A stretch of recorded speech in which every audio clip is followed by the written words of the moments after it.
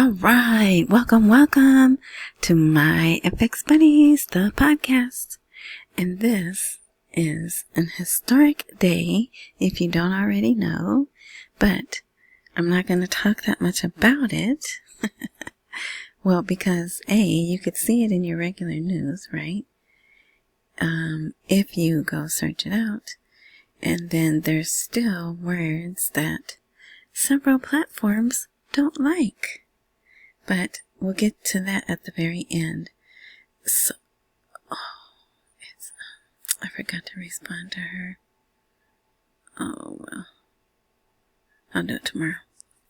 Anyway, this is my FX Buddies, and the best way to engage with the content is to go to the blog. And the blog is parked at myfxbuddies.blogspot.com, but that is difficult to remember or type in. So wherever you are interacting with this content, look for a prompt that says more info, intro, description, something of that nature. Activate that, and then maybe another box will pop down, or you'll see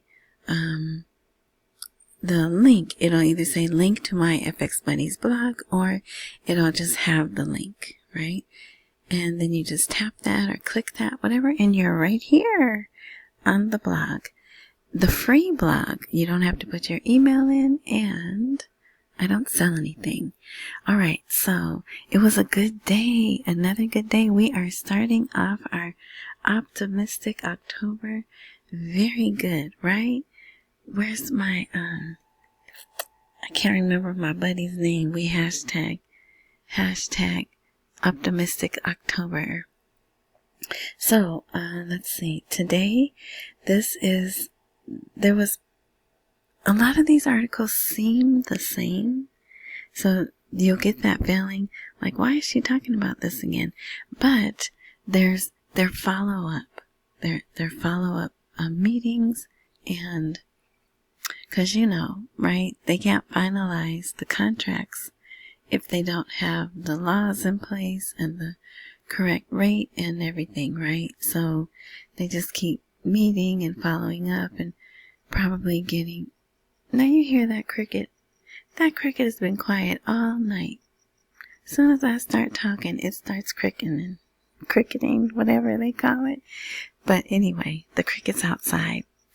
All right, so I have here, follow the money. Sudani demands action from Iraq's banks. So here's the real title. Boring, right? The Prime Minister chairs a meeting to follow up on mechanisms to support banks in implementing infrastructure and development projects. And there they are. See, there's less people at this meeting. The same people though, right? Ali Alak is here. There's Miss Sammy. And then this guy, I remember him because of his head. And I don't know, but I think these two were at the last meeting. So Sudani chaired a meeting on Wednesday to follow up on mechanisms to support banks in implementing infrastructure and developing projects. And there were others, but this one I like the format. It's easy to copy and paste. There's several reasons why I chose this one. So he chaired a meeting dedicated to discussing and following up on mechanisms for investing banking facilities in supporting the completion of infrastructure projects and development projects being implemented throughout Iraq. Yay! So he's like, what's up? What's going on? How come there's no movement, right? We got to get this going. We got November 11th. So that would be 9, 10, 32, 33 days, because there's 31 days in October, right? Till the election. That's what I'm counting down. The election. Perhaps, maybe, just maybe, we won't be here, right? But, yeah, be prepared to be here. But there's also a chance we may not. The meeting discussed optimal investment of Iraqi assets through banking facilities for strategic investment projects and basic infrastructure projects, particularly those related to energy, such as oil, gas, and electricity projects. And then here's next, Sudani on the oil agreement with Erbil, an achievement that represents an important milestone for Iraq. So, historic milestone, right? Even though these are the same, I'm pretty certain HKN, you know what, maybe it wasn't. It was Shell and Exxon and Schlumberger. I like saying that, Schlumberger. Anyway, so maybe this is a different group. But they met way back in April, the first time when Sudani came in April, however many years ago that was. These HKN people have waited.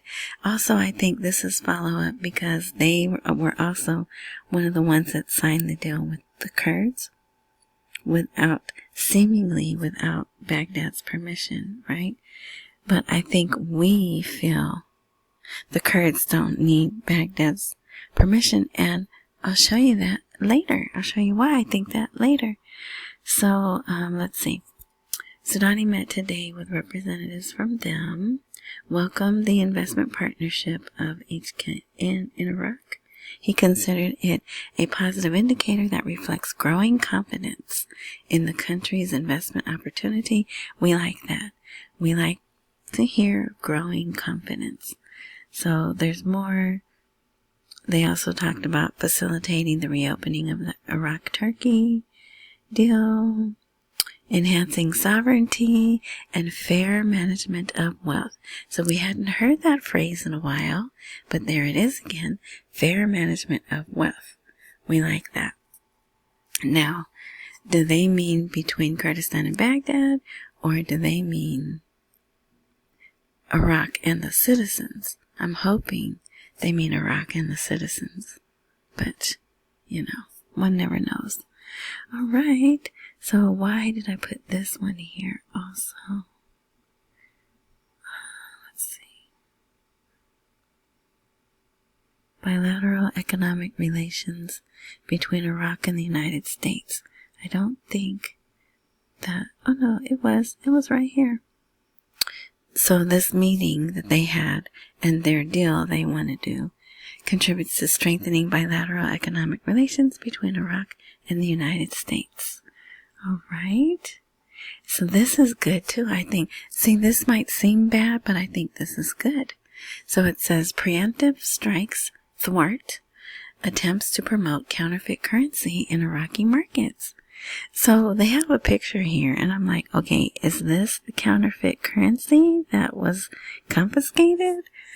Or is this the real currency, right? Because if it's counterfeit, it looks awfully real, doesn't it? These are the 50s. If you don't know what the 50,000 note looks like, that's the 50,000, the 25,000. I think everyone knows what that looks like. These are the 10,000, and these are the 5,000s. But isn't that a beautiful picture? Yeah. All right. Especially if they're real, right? So what they did, the Parliamentary Security and Defense Committee revealed the new qualitative strikes that had been directed against networks specialized in counterfeiting local and foreign currency. I think they rounded up 6. It was on its way to markets. It just says several teams in the past 2 weeks carrying out 4 operations, qualitative operations. Okay, it doesn't say how many people, but they did during which a number of suspects were arrested and counterfeit money was seized. So I'm guessing that's probably the counterfeit money. But yeah, so that's good. Why are they stepping up? That's my phone. Why are they stepping up efforts to get the counterfeiters and the counterfeit money. Maybe with optimism, because they know there's about to be new currency released to the people and they don't want confusion and chaos, right? That's what I'm hoping. So, because you hear every now and then you hear, oh, we caught a ring of counterfeiters, but this is coming from a parliamentary committee. It's very concise, I think it might be the word I'm looking for. Specific. It had specialized security teams, right? So this was a mission. They didn't just happen to find some counterfeiters. They went looking for them, right? So that's why I think it's different. All right. So I think that's good. Here is Sudani, no, this is Muhammad Saleh. Yeah. Muhammad Saleh had to come out again. This is the second day this was in the news, and say, we guarantee that the salaries for 2026 are secure. So, but how can they do that unless they're working on the budget? So they did, and they even put in writing they're working on the 2026 budget. They've been working on it since July. But I'm like, I don't care. Show me 2025. What's up with that? Why haven't you shown me? There's still a 4782 edition of Gazette we haven't seen. They still haven't shown us that. And we haven't seen the 2025 amendments to the budget, right? But I guess the people want to know that their parliament is working. Now I looked, see here it says the advisor told the official Gazette on today that the financial authority began preparing the 2026 budget last July. Now I looked and looked and looked, and I could not find the Gazette.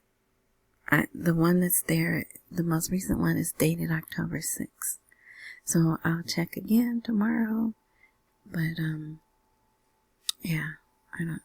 And if Parliament's not working, technically, nothing should be being posted in the Gazette, right?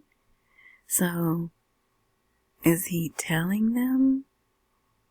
Because maybe when they do finally vote and pass the budget, they'll want his statements or something. I don't know.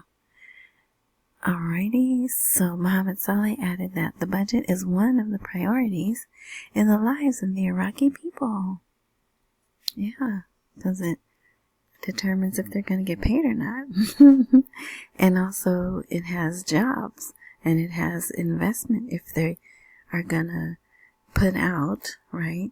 Because we know there's an investment budget, there's an operating budget, and there's one more. Or there's parts. I don't know if they're individual or if parts of the budget are called that. But, yes, and look at that word. Confusion. So the last, paragraph says, Saleh confirmed in his speech that the salaries of employees, retirees, social protection, which is their welfare, that's what they call it, social protection, and other categories are insured for the 2026 budget under the Federal Local Administration Law, and what is being raised to the contrary is merely confusion. Alright, so here again is the signing of a principles agreement. And I'm going to admit I don't know the difference between that and a memorandum of understanding, but if I need to know, somehow it will get to me. So, but this seems significant that this happened, and it is, they had a delegation, and I know this is different because this time Joshua Harris is there. See, I know his name. They don't even have to put his name there. I know his name now. The U.S. Charge d'Affaires. Remember, we don't have an ambassador. That's what we have as a charge d'affaires. So he was there, and he's new. So I know this is a new article, not just a repeat of the others. So maybe this is a next step. Maybe this is an advance, right? Past the MOU. Because if they do have a rate now that they're willing to put in contracts, I could see them moving forward, right? So hopefully, being optimistic, right? The government is interested in cooperating with major oil companies, especially American ones, to work in important oil fields, including I don't know how to say that, but one of the fields in Basra, and is keen to attract investments in the energy sector and develop it, especially in the field of gas investment. Of course, they're going to use the latest technology, diversify sources, and all good stuff, right? Matter of fact, let me show you. This is Australian Petroleum Australia. And look, they're writing about, and this is dated, actually, this is dated tomorrow. For me, it's still October 8th. This is dated October 9th. And they're talking about Total Energies Iraq project enters execution phase. So see, there is advancement, right?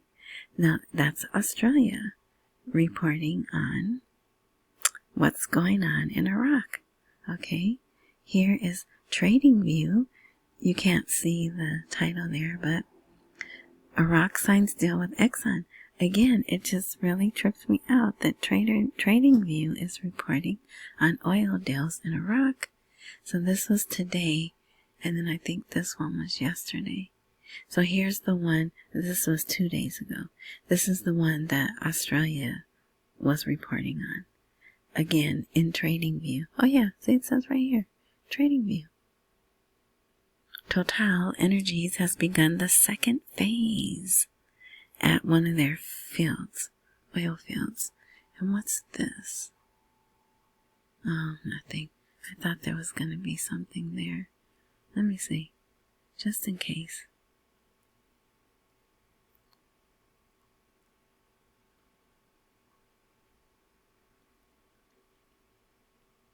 Now, see.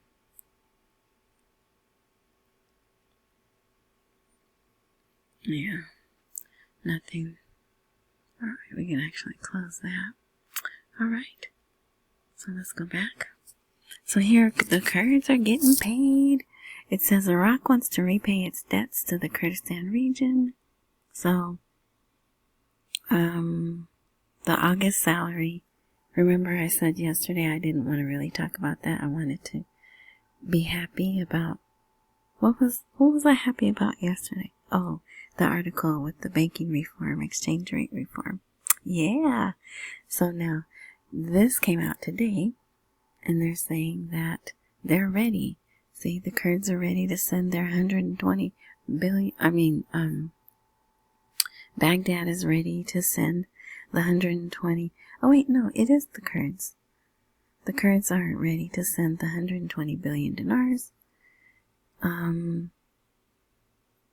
They're just getting paid the 8th, where it says in here, Sudani approved.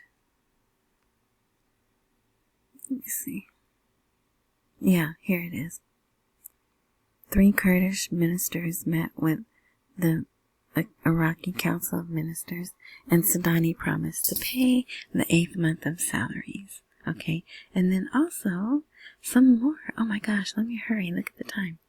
Okay, some people are getting 6 months pay. So if you want to read that, I put that there because someone had left a message that they're Kurds and they like to get the news. So they got official letters letting them know that, hey, you're about to get paid. Alright, so if you like what I do and you'd like to support my FX buddies, these are the ways to do it. Buy me a coffee will be a live link when this is a live blog. Cash App is always live, and PayPal, and I'm Tish there. $sign in front of it and on Cash App. Big or small, I appreciate it all. Thank you in advance for your generosity. Okay, here again, they're talking about GE, which now has another name too. Renova. GE Renova. They were back in Iraq because there's some workshop. See this? So they're giving a speech. This person here, who works for GE Renova, was giving a speech. And, they talked about what they're going to do. We look forward to strengthening cooperation, all that. So also they're going to teach. They're going to teach technical experience. So it's not just providing electricity. They're going to teach on building the grid. All right. So here's another thing. 20 local entrepreneurs are leading the innovation and artificial intelligence revolution in Kurdistan. And they had this, I don't know how to say this. It's either high-techs, that makes the most sense to me, but what do I know? Or HETEX. But it's H-I-T as in Tom, E-X. So, of course, that means technology. So, it's the 6th International Technology Exhibition. And it seems to only be in Kurdistan. Oh, there's the four-legged mermaid. So, their project is called Smart City. And it's a project for the future. Look up Agenda 2030 and Agenda 2050 and look for smart cities. That's all I'm going to say. I could say more, but I think it's best I don't. So if you want to read about that, you can. I think here they're talking about security cameras, smart city, everything will be on camera. I tell my boys, make sure your camera ready when you leave the house now. Because everywhere you go, you're going to be on camera.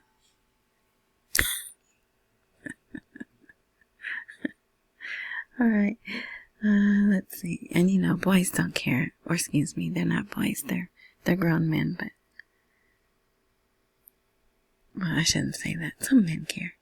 Alright, anyway, this, now, I really don't care about this, right? But I know there's some people that do, so I figured you might want to read this, but they had another, is this an international? This might just be something amongst the Gulf and Arab countries, but it's the Port Summit. So they had another summit where people were invited to come and bid. Did they get to bid on projects? Let's see. I don't think they're at the bidding stage yet. But this is the second phase, right? So they're calling this port. So there's 2 articles here. One is longer than the other. The second is longer. It has more details, but this thing is going to provide jobs.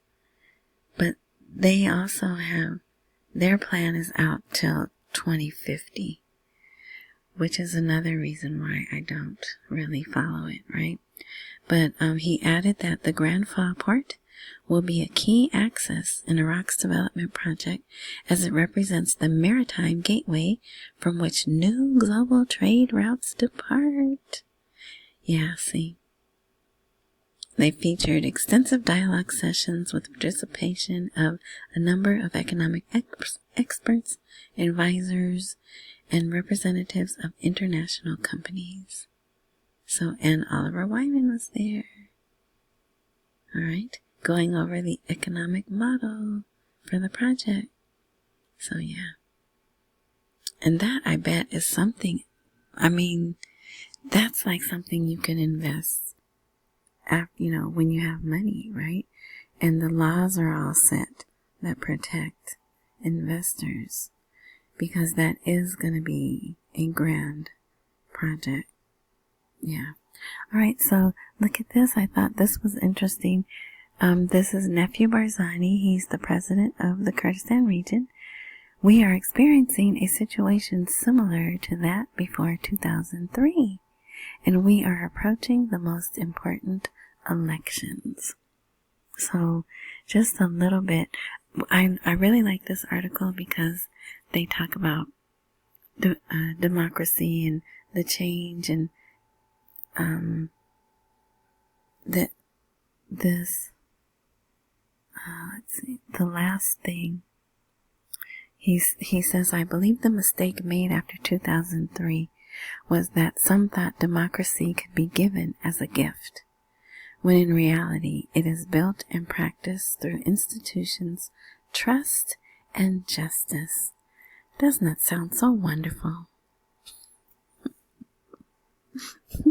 And it really is, but then man gets in and messes it up, right? Gunks it all up.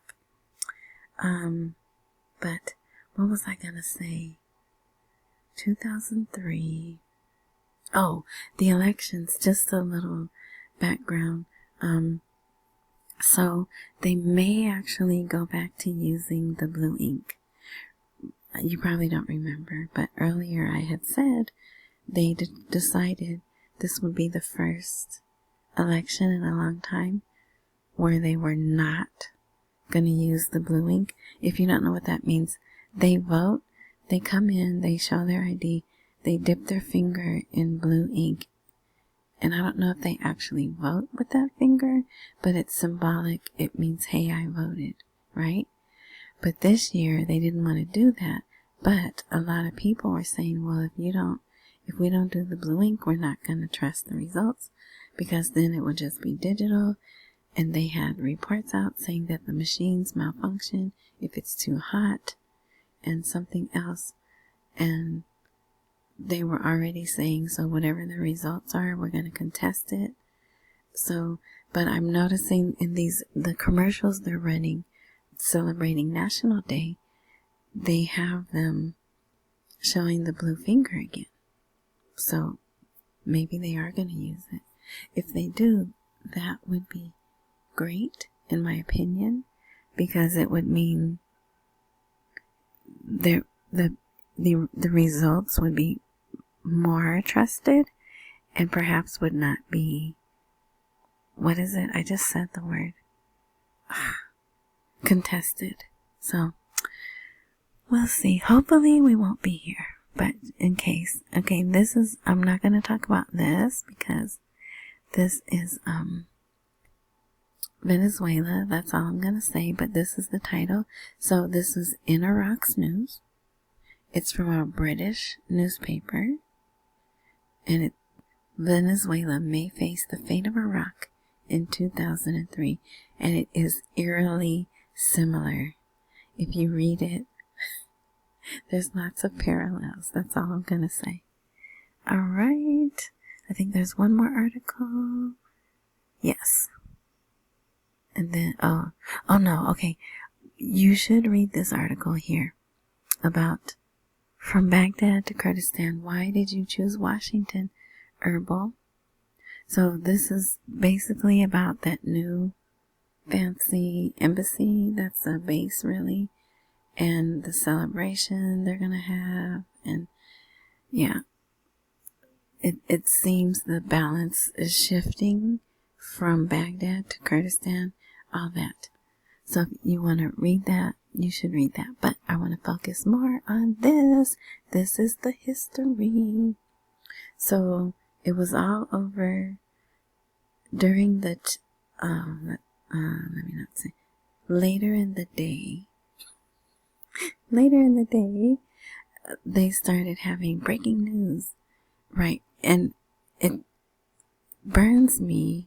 They put breaking news in English, but then the news does not get put in English. So it was like, Ice Cream Land agrees to the terms of the CF. I'm going to say that, okay? Hopefully you know what that is. then it was the White House is saying the CF has been agreed on, right? So all this breaking news came out. And I'm like, you know what? That's all fine and good. What do the H people say? The ham? Let me see what they're saying. If they agree, then I'll get excited. And sure enough, this article, ham, with 2 letters, the agreement calls for ending the conflict. There's a 3-letter word there that I don't say, right? On the Strip, bringing in aid and exchanging people who are kept outside of their will. Starts with a P. I don't want to say the word, but if you're looking at the article, you know what it is. So yeah, they announced, the ham people announced that an agreement had been reached to end the conflict. So more than just a CF. Ending the conflict on the Strip. So they said this, so it's like, well, what was so different this time? This negotiations were described as responsible and serious. The movement, okay, we're going to call the H people the movement. They said they highly appreciated efforts from Qatar, Egypt, and Turkey because they were mediators, right? And also appreciated the efforts of the U.S. president seeking to stop the conflict once and for all, and the complete withdrawal of the occupation of the Strip. But they are saying it's up to you guys to not let you know who, Ice Cream Land, evade or procrastinate in implementing what was agreed upon. So this is historic. Is it gonna happen? Because it is gonna go in phases. I think there's either 5 or 3 phases, but the first, at least they've all agreed, right? That is amazing. So the next will be the transfer of the people being kept against their will. That's what I was trying to say. And the remains of those who are no longer breathing. So, yeah. And that should happen this weekend and be completed by Monday. So, we'll see. We'll see what happens. So, tomorrow's Thursday. It'll probably be quiet, because then they go into their holy day. And, yeah. I'm just buzzing, okay? Because this is more than rate change. This could be peace in the Middle East for maybe 3.5 years, right? For those of you who know what I'm talking about, you know what I'm talking about. If you don't, that's okay. It's nothing. So yeah, good day. Good day. It's been a good week so far. Article-wise, right? Because that's what I go by, are the articles. So yeah, alright, so I'm going to wrap it up. Thank you for listening. I went over again. I apologize, but this was important stuff today. Yeah, milestones and moving to the next phase of stuff. Yeah. So, thanks for listening. I appreciate if you hit the thumbs up, especially on YouTube. The thumbs up. It's free for you and it helps me a lot. And if you missed the last episode, a little box is going to pop up that you could just tap and it'll play for you. Yeah. Accumulate while we wait for the rate to appreciate. Don't miss any meals and pay all your bills. Enjoy the rest of your morning, night, noon, whatever time frame you are indulging in this content. And until tomorrow.